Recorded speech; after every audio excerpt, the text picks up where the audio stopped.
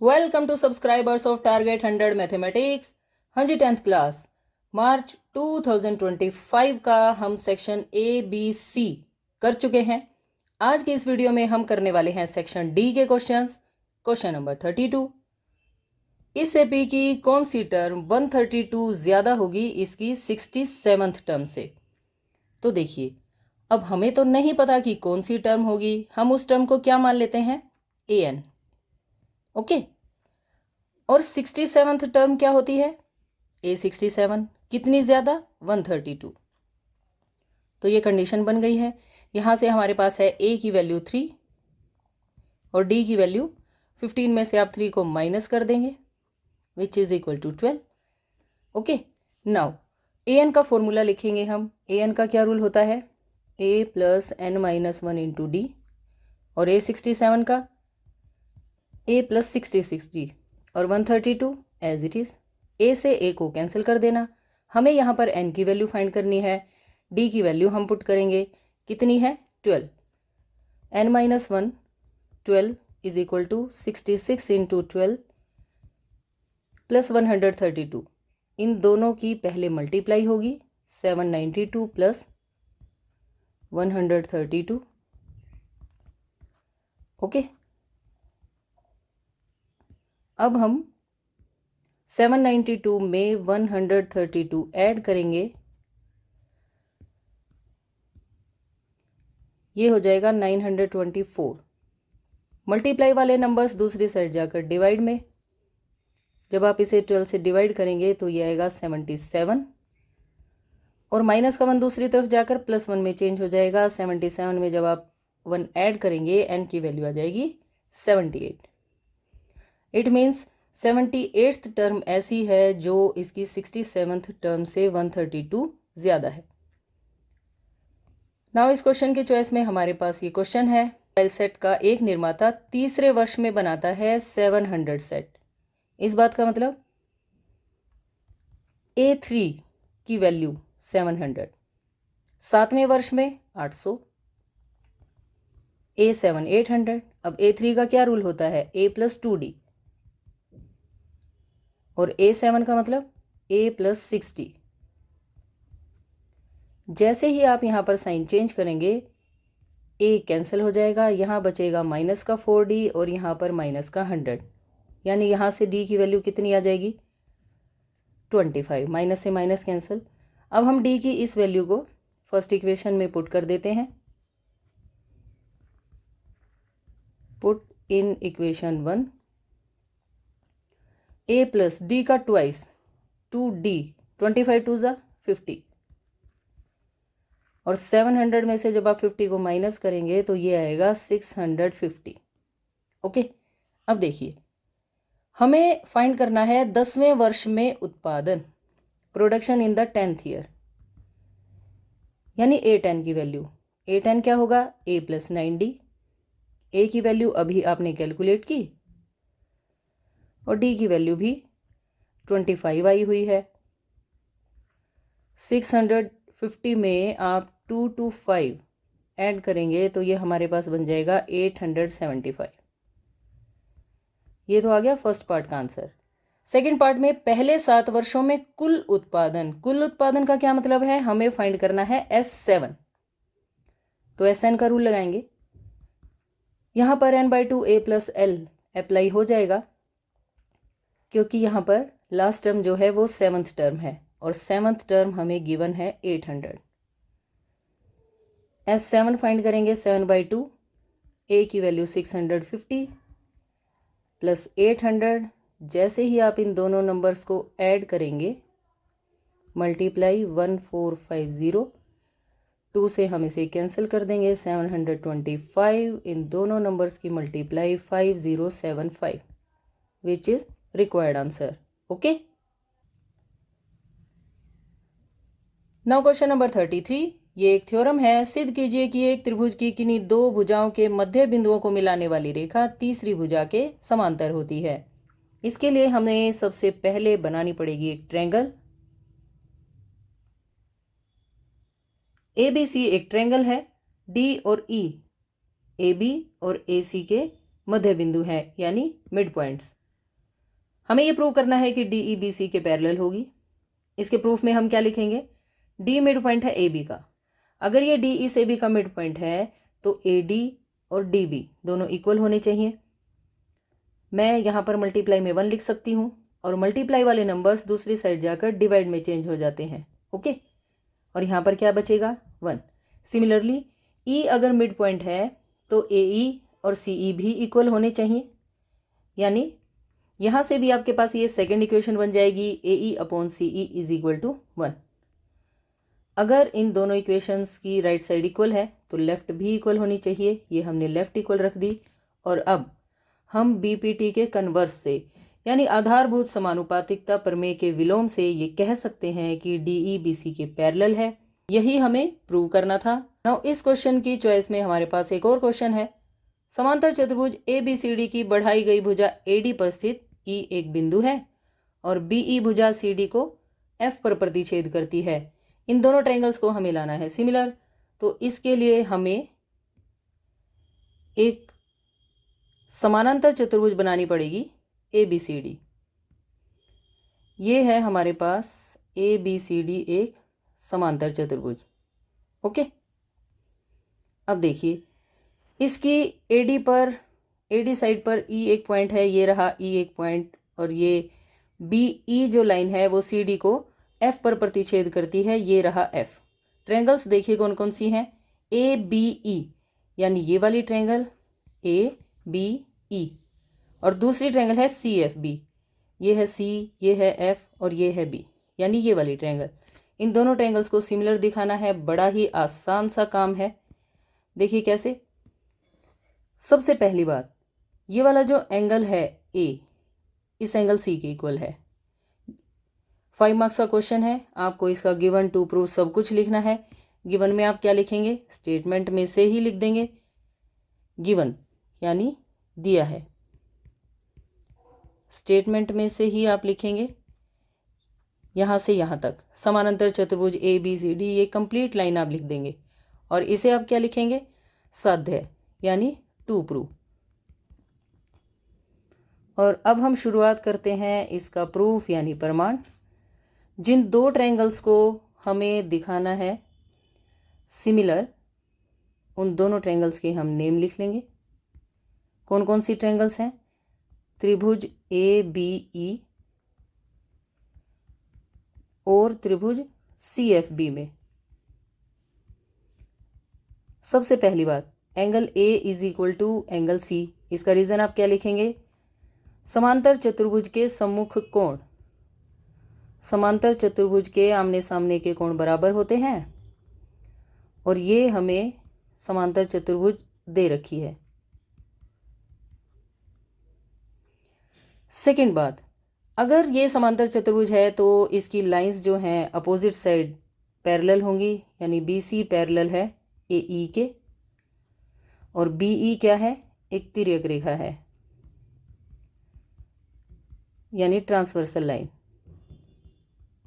तो कौन कौन से एंगल्स इक्वल होंगे, देखिए angle 1 is equal to angle 2, इसे आप 1 बना दें, इसे 2 बना दें, यहाँ पर आपका z बन रहा है ऐसे। Okay, angle 1 is equal to angle 2। Reason आप क्या लिखेंगे, एकांतर कोण। बस दो एंगल आप ले आए तो triangle A B E similar है ट्रायंगल सी एफ बी के। और रीजन आप क्या लिखेंगे, कौन सा रूल, ए समरूपता नियम से। बस यही हमें प्रूव करना था, that's it. Now question number 34 में देखिए, कोई बर्तन है, खोखले अर्धगोले के आकार का है और उसके ऊपर एक खोखला बेलन है। व्यास गिवन है, कुल ऊंचाई दे रखी है और हमें बताना है आंतरिक पृष्ठीय क्षेत्रफल। ये बनेगा इस क्वेश्चन का डायग्राम। यहाँ पर हमें डायमीटर 21 है तो ये रेडियस हो जाएगी 21/2 सेंटीमीटर। टोटल हाइट है 17 सेंटीमीटर। हमें बताना है आंतरिक पृष्ठीय क्षेत्रफल। तो उसके लिए हम क्या करेंगे, बेलन के वक्र पृष्ठीय क्षेत्रफल में अर्धगोले का वक्र पृष्ठीय क्षेत्रफल ऐड कर देंगे। ओके, तो कैसे लिखेंगे आप, सबसे पहले हम लिखेंगे व्यास 21 सेंटीमीटर, तो रेडियस यानी त्रिज्या हो जाएगी 21/2। बेलन की ऊंचाई हमें कैलकुलेट करनी पड़ेगी। कुल ऊंचाई दे रखी है 17, कुल ऊंचाई है 17 सेंटीमीटर और हमें अब बेलन की हाइट कैलकुलेट करने के लिए सब्ट्रैक्ट करना पड़ेगा 17 में से 21/2, क्योंकि टोटल हाइट है 17, यहाँ से यहाँ तक की ये रेडियस ही है और ये है 21/2। अगर आप इसे माइनस कर देंगे तो ये हमारे पास बेलन की इतनी ऊंचाई आ जाएगी। ओके, 17 में से जब आप 21/2 को एलसीएम लेंगे, 17 2 ज़ा 34 माइनस 21 13/2। ओके, अब हमें इस बर्तन का आंतरिक पृष्ठीय क्षेत्रफल फाइंड करना है। बर्तन का आंतरिक पृष्ठीय क्षेत्रफल, बेलन का क्या होता है वक्र पृष्ठीय 2πRh और आधे गोले का 2πr²। रेडियस सेम है, 2π भी कॉमन आ जाएगा, h प्लस r बचेगा। ये सभी वैल्यूज़ हम यहाँ पर पुट कर देंगे। पाई की वैल्यू 22/7 है, रेडियस 21/2, हाइट हम कैलकुलेट कर चुके हैं 13/2। ओके, यहाँ पर 2 से 2 कैंसिल, 7 3 ज़ा 21, 22 3 ज़ा 66। यहाँ पर एलसीएम आ जाएगा 2, 13 में आप 21 को ऐड करेंगे तो ये बनेगा 34, 2 से ये cancel, 66 into 17 1122 square centimetre, which is required answer. Again इस क्वेश्चन की चॉइस में हमारे पास ये एक और क्वेश्चन है। ये एक ग्लास है और इसका व्यास 7 सेंटीमीटर, इट मीन्स रेडियस कितनी हो जाएगी 7/2। यहाँ पर एक उभरा हुआ गोला है, इससे गिलास की धारिता यानी आयतन जो है वो कम हो जाता है। ग्लास की ऊंचाई 10 सेंटीमीटर हमें दे रखी है, तो हमें इस ग्लास की आभासी धारिता यानी इसमें हमें कितना लग रहा है, आभास कितने का है। आभास तो है हमें πr²h, क्योंकि बेलन का आयतन इतना ही होता है, और उसकी वास्तविक धारिता, वास्तविक यहाँ तो जूस आता ही नहीं, तो πr²h में से हम आधे गोले के आयतन को माइनस कर देंगे तो वो हमारे पास इसकी वास्तविक धारिता आ जाएगी। ओके, तो चलिए ये वाला क्वेश्चन कैसे होगा।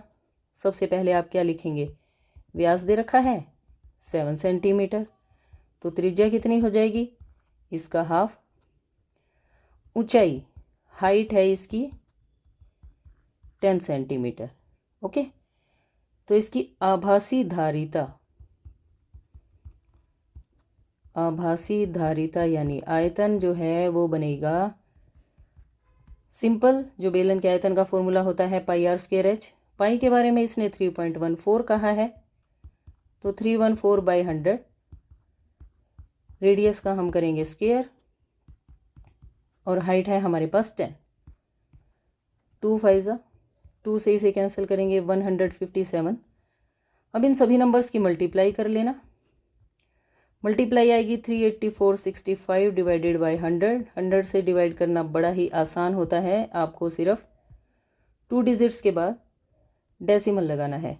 ओके, 5 से 100 को अगर आप कैंसिल करेंगे तो नीचे 20 आएगा, फिर आपको 20 से जो भी नंबर आएगा यहाँ मल्टीप्लाई में उसे डिवाइड करना पड़ेगा। ये ज़्यादा बेटर मेथड है। अब हमें इसकी वास्तविक धारिता ज्ञात करनी है। वास्तविक धारिता के लिए हम ये फॉर्मूला अप्लाई करेंगे, सब्ट्रैक्ट करेंगे वास्तविक धारिता is equal to πr²h minus 2/3 πr³, यानी इसकी एक्चुअल कैपेसिटी। यहाँ से क्या कॉमन आ रहा है, πr²h माइनस 2/3r बचा। अगेन पाई की वैल्यू 314/100, रेडियस की वैल्यू 7/2 है। हाइट कितनी है, हाइट 10 दे रखी है, माइनस 2/3, r की वैल्यू है 7/2। यहाँ पर 2 से 2 कैंसिल हो जाएगा और 2 से हम इस नंबर को भी कैंसिल कर देंगे 157, 7 7 ज़ा 49 डिवाइडेड बाय 200। 10 में से जब आप 7/3 को माइनस करेंगे, 10 3 ज़ा 30, 30 माइनस 7 23/3। अब हम इनकी मल्टीप्लाई कर देते हैं 176,939 डिवाइडेड बाय 600। 2 डिजिट्स के बाद आप डेसिमल लगा लें और इसे डिवाइड कर दें 6 से। Answer will be 294.89 cubic centimetre. Okay, now next question number 35। हमें इन आंकड़ों का बहुलक ज्ञात करना है। तो बहुलक के लिए हमारे पास एक रूल होता है। क्या फॉर्मूला होता है बहुलक का? बहुलक का फॉर्मूला होता है L plus F1 minus F0 twice F1 minus F0 minus F2 multiply by H। Okay, अब हमें L कैसे पता चलेगा? L हमें पता चलता है, ये जो फ्रीक्वेंसी होती है इसमें सबसे बड़ा नंबर ये है, तो ये लाइन हमारे काम की है। ओके, इस केस में L की वैल्यू कितनी है? 4000 यानी लोअर लिमिट। F1 के लिए आप क्या बताएंगे? ये, और इससे जो नेक्स्ट वैल्यू है ये होती है F2 की, और इससे पहले वाली वैल्यू F0 की होती है। ये सभी वैल्यूज़ हम यहाँ पुट कर देंगे।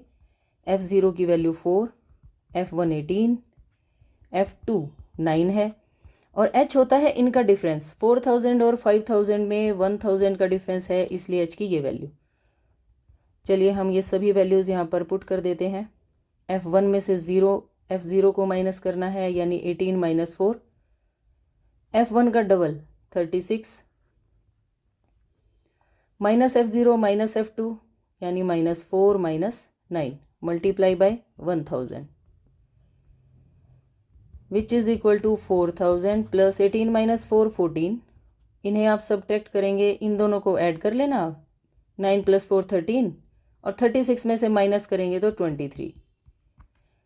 अब यहाँ पर ये टर्म्स कैंसिल तो नहीं हो रही, कोई बात नहीं, ये बन जाएगा 14,000 डिवाइडेड बाय 23।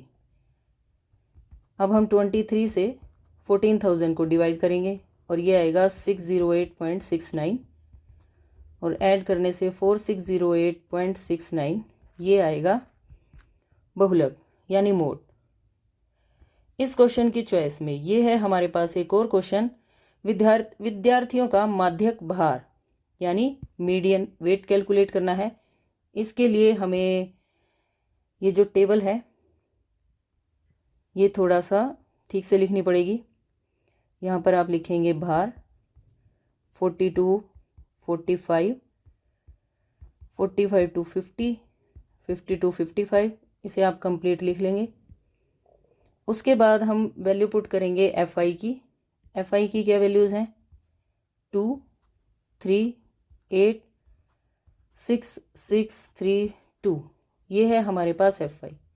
अब हम लिखते हैं CF। यहाँ लिखा जाएगा CF।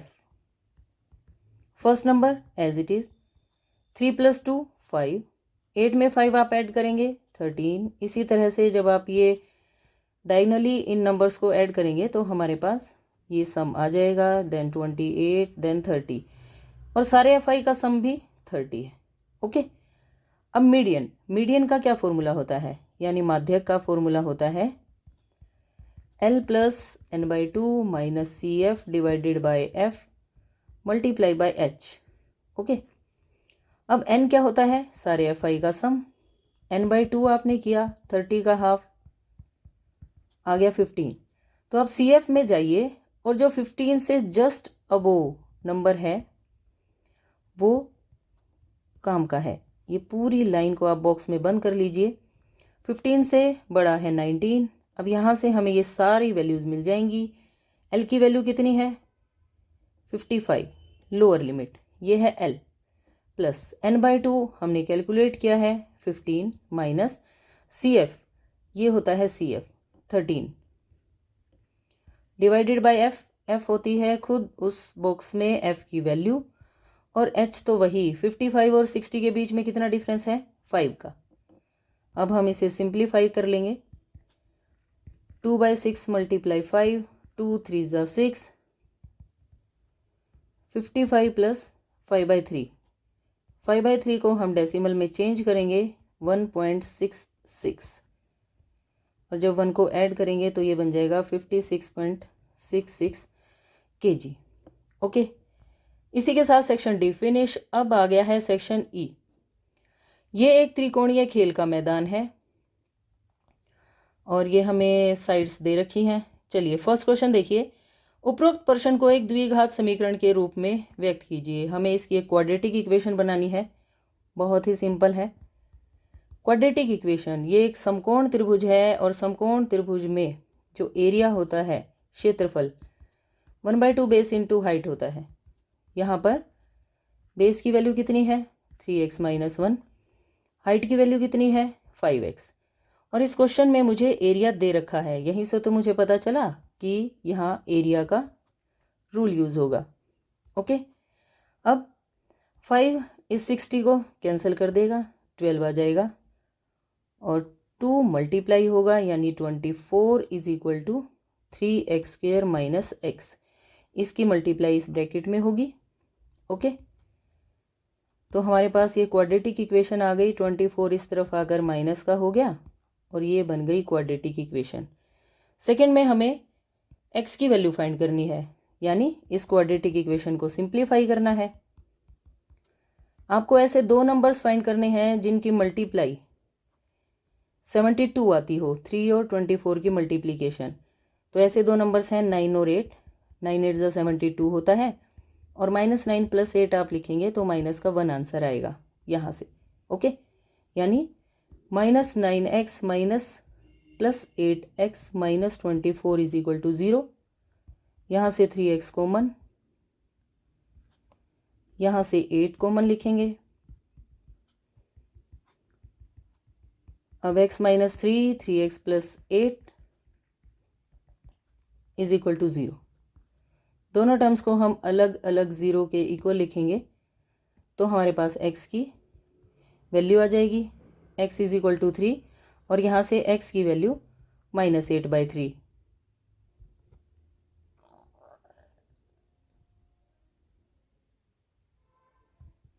ये वैल्यू रिजेक्ट हो जाएगी क्योंकि x की वैल्यू साइड जो है वो कभी नेगेटिव नहीं होती।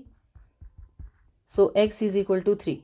ओके, नाउ इस क्वेश्चन की चॉइस में है AC की लंबाई फाइंड करनी है। AC है यहाँ पर, उसके लिए हमें पहले ये परपेंडिकुलर और बेस फाइंड करने पड़ेंगे।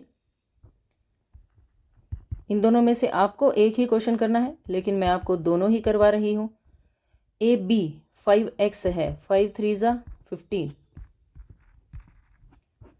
और BC 3x - 1 यानी 3 × 3 - 1, ये बन गया 8 मीटर। अब AC के लिए आप पाइथागोरस थ्योरम यूज़ करेंगे। AC² = 15 का स्क्वायर + 8 का स्क्वायर। 225 में जब आप 64 को ऐड करेंगे 289 बनेगा और AC के लिए 289 का स्क्वायर रूट। AC की वैल्यू आ गई 17 मीटर। ओके, थर्ड पार्ट में त्रिभुज ABC का परिमाप ज्ञात कीजिए। अब आपके पास तीनों साइड्स हैं 15, 8 और 17। परिमाप के लिए साइड्स को ऐड कर देंगे। त्रिभुज ABC का परिमाप यानी perimeter = 15 + 8 + 17 = 40 metre. Okay, now question number 37। Cycle की जो चेन है ये इस टाइप से हमें डायग्राम गिवन है। ये सिमिलर है जैसे एक सर्कल हो और इसकी दो टेंजेंट लाइंस हो। क्वेश्चन देखिए आप, TP की वैल्यू है 39 यानी ये वैल्यू है 39 और AP की वैल्यू है x² + 3। हमें फाइंड करनी है x की वैल्यू। सीधी सिंपल सी बात है, एक वृत्त के बाहर से जो ये दो स्पर्श रेखाएं होती हैं इनकी लंबाई होती है बराबर, तो हम इन दोनों को इक्वल रख देंगे। TP हमें 39 गिवन है, AP है x² + 3, बट TP और AP तो होने चाहिए इक्वल, यानी x² + 3।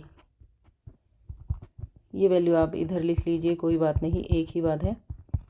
39 - 3 की वैल्यू 36 यानी x की वैल्यूज आ गई ±6। हमें x की वैल्यू फाइंड करनी थी। सेकेंड पार्ट में यदि चाप TMA, देखिए चाप TMA कौन सी है, ये वाली, इस चाप ने केंद्र पर बना दिया 120 डिग्री। चलो जी, ये आ गया 120 डिग्री एंगल। तो हमें एंगल TPA फाइंड करना है। देखिए अब TPA कहाँ है, TPA है यहाँ। हमें पता है कि इन दोनों एंगल्स का जो सम है, इसे आप 1 बना दीजिए, इसे 2 बना दीजिए। एंगल 1 प्लस 2 की वैल्यू 180 होती है। यहाँ एंगल 1 हमें 120 गिवन है, तो एंगल 2 के लिए हम 180 में से 120 को माइनस कर देंगे, यानी एंगल 2 की वैल्यू कितनी आ गई, 60 डिग्री। और एंगल 2 क्या है, एंगल TPA जो इन्होंने पूछा था, इन्हीं की सेंस में TPA की वैल्यू 60 डिग्री, ये भी कैलकुलेट हो गई। अब देखिए चाप TNA, चलिए अब देखते हैं हम चाप TNA कहाँ है। ये वाली है चाप TNA, ये वाली आर्क। और चाप TMA कौन सी हो गई, TMA वाली चाप हमारे पास ये है, इस साइड वाली। हमें इन चाप के माप यानी इनकी लंबाई, और चाप की लंबाई का क्या फॉर्मूला होता है, 2 पाई r थीटा बाई 360। हमें उसकी रेशो फाइंड करनी है। पहले हम इन चापों के द्वारा बनाए गए एंगल फाइंड करेंगे। ओके, पहले हम TNA चाप की बात करते हैं। इस चाप ने सेंटर पर कितना एंगल बनाया, देखिए इस चाप की बात चल रही है TNA की, और हमें बताना है कि इसने सेंटर पर कितना एंगल बनाया, यानी ये वाला एंगल। इस साइड वाला एंगल तो हमें पता ही है 120 है, और एक पॉइंट के अलोंग 360 होता है, उसमें से आप 120 को माइनस कर दें तो ये मेरे पास आ जाएगा 240 डिग्री। ओके, तो आप क्या लिखेंगे इसके लिए, सबसे पहले चाप TNA द्वारा केंद्र पर बना कोण, सबसे पहले हमें थीटा की वैल्यू फाइंड करनी है, और उसके लिए हमने 360 में से 120 को माइनस कर दिया, यानी 240। एंगल तो आ गया हमारे पास। अब हम दूसरी आर्क यानी TMA, इसका एंगल फाइंड करेंगे। फाइंड क्या करना है, ये तो हमें दे ही रखा है, चाप TMA द्वारा केंद्र पर बना कोण 120 डिग्री, ये गिवन है। ओके, अब हम चाप की लंबाई फाइंड करते हैं। चाप TNA की लंबाई क्या होगा फॉर्मूला, 2 पाई r, थीटा की वैल्यू है 240, 2 पाई r थीटा बाय 360। अभी हम कैंसिल नहीं करते। और जो दूसरी चाप है TMA, इसकी लंबाई सिर्फ एंगल चेंज होगा, 2 पाई r 120 डिवाइडेड बाय 360। हमें क्या ढूंढना है, हमें ढूंढना है अनुपात। अनुपात के लिए हम इन दोनों को डिवाइड कर देंगे ऐसे, 2 पाई r 240 डिवाइडेड बाय 360 और 2 पाई r 120 बाय 360। 2 पाई r से 2 पाई r कैंसिल, 360 से 360, 240 बाई 120, 12 2 ज़ा 24। ओके, यानी 2:1। ये हमारे पास अनुपात आ गया जो इसने पूछा था। अब इसी क्वेश्चन की चॉइस में हमारे पास एक और क्वेश्चन है। यदि TP की वैल्यू 20 है तो AT ज्ञात कीजिए। ये अच्छा क्वेश्चन है। देखिए TP कहाँ है, यहाँ। TP की वैल्यू है 20, तो हम इसे तो कह सकते हैं 20, लेकिन AT के बारे में क्या ख्याल है, हमसे AT के बारे में पूछा गया है। बहुत ही सिंपल सी बात है। देखिए अगर TP 20 है तो AP भी 20 होगी। AP की वैल्यू भी 20। बताइए क्या ये एंगल 1 एंगल 2 के इक्वल होगा? हाँ जी, बिल्कुल होगा। क्यों? क्योंकि समान भुजाओं के सम्मुख कोण बराबर होते हैं। ओके, ये वाला एंगल 60 हमें दे रखा है, और एक ट्रायंगल के तीनों एंगल्स का सम 180 होता है, यानी एंगल 1 और 2 भी कितने के आ जाएंगे, 60 के। क्योंकि 180 में से जब आप 60 को माइनस करेंगे तो 120 आएगा, और ये 120 आपको 1 और 2 दोनों में इक्वली डिस्ट्रीब्यूट करना है, तो ये दोनों कितने के आएंगे, 60 डिग्री। तो ये कैसी बन गई? ये बन गई समबाहु त्रिभुज। त्रिभुज TPA समबाहु त्रिभुज है और समबाहु त्रिभुज की तीनों भुजाएं इक्वल होती हैं, इसलिए AT की वैल्यू भी कितनी आ जाएगी? 20 सेंटीमीटर। ओके, अब लास्ट क्वेश्चन है केस स्टडी का। ये दो सहेलियां हैं, गुल्लक में कुछ बचत है। तो देखिए, सिक्कों का क्वेश्चन है। 1 रुपये के 60 सिक्के, टोटल सिक्के गिन लेते हैं। 1 रुपये के 60, 2 रुपये के 42, 5 रुपये के 30, 10 रुपये के सिक्के हैं 35 और 20 रुपये के सिक्के हैं 12। टोटल सिक्के हो गए 179। चलिए, फर्स्ट पार्ट में हमें बताना है कि चुना गया सिक्का 2 रुपये का है। अब 2 रुपये के कितने सिक्के हैं? 42 और टोटल 179। तो इसमें आप क्या लिखेंगे? P ₹2 का सिक्का। फेवरेबल केसेस हैं 42, टोटल केसेस हैं 179। बस इतना ही आपको लिखना है। सेकंड पार्ट में 5 का नहीं है, तो पहले हम 5 रुपये का सिक्का होने की प्रायिकता ढूंढ लेते हैं। 5 रुपये का सिक्का, 5 रुपये के सिक्के कितने हैं? 30, तो प्रायिकता होगी 30/179 और नहीं की प्रायिकता ₹5 का सिक्का नहीं। इस बात की प्रायिकता के लिए हमें 1 में से 5 का सिक्का होने की प्रायिकता को माइनस करना पड़ेगा। एलसीएम 179 में से हम 30 को माइनस कर देंगे। 149 divided by 179। Okay, third part में हमें बताना है कि चुना गया सिक्का या तो 10 का हो या फिर 20 का। तो 10 और 20 के आप टोटल सिक्के काउंट कर लीजिए। P ₹10 या ₹20 का सिक्का, इन दोनों का सम किया हमने 47 डिवाइडेड बाय 179। और लास्ट क्वेश्चन में इस बात की क्या प्रायिकता है? चॉइस का क्वेश्चन है कि चुना गया सिक्का 10 रुपये से कम का है। तो आप ये देख लीजिए, 10 रुपये से कम, 10 रुपये से कम हमारे पास कितने सिक्के हैं? ये तीनों 60, 42 और 30। इन तीनों का हमने सम किया 132। तो ये चॉइस का क्वेश्चन है।